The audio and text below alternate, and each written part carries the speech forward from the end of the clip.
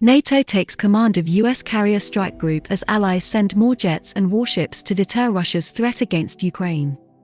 The USS Harry S. Truman Carrier Strike Group entered the Mediterranean Sea last week amid growing tensions with Russia. The exercise, known as Neptune Strike 22, has been in the works since 2020, the Pentagon said. As tensions with Russia threaten to boil over, the USS Harry S. Truman Carrier Strike Group was sent to the Mediterranean as part of a NATO exercise, the Pentagon announced last week.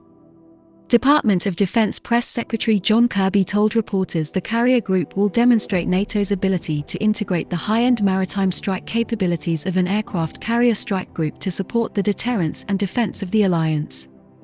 The exercise is the first time NATO has commanded a full US carrier strike group since the Cold War, the alliance said in a news release, a sign of the alliance's heightening readiness in the wake of Russia's 2014 seizure of Crimea from Ukraine.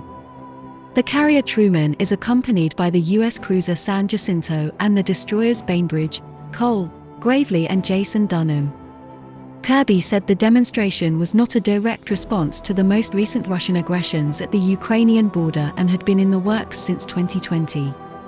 The NATO exercise will last 12 days, starting January 24 and ending on February 4.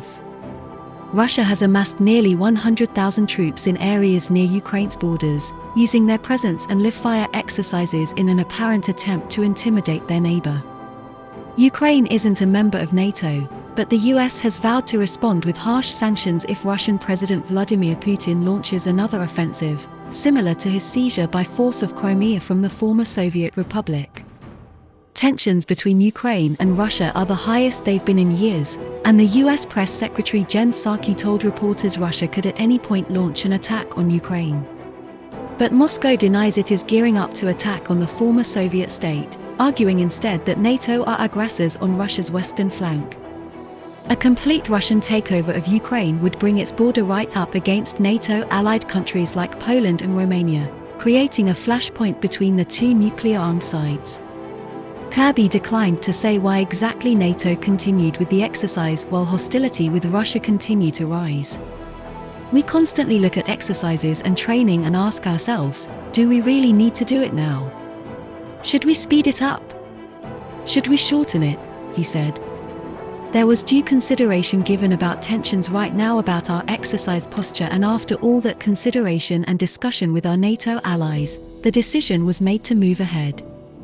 Other NATO allies, including Denmark, Lithuania, Spain, France, and the Netherlands, are also deploying fighter jets and ships into Eastern Europe.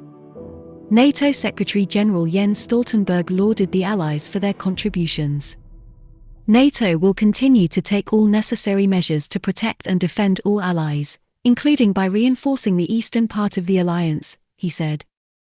We will always respond to any deterioration of our security environment, including through strengthening our collective defense.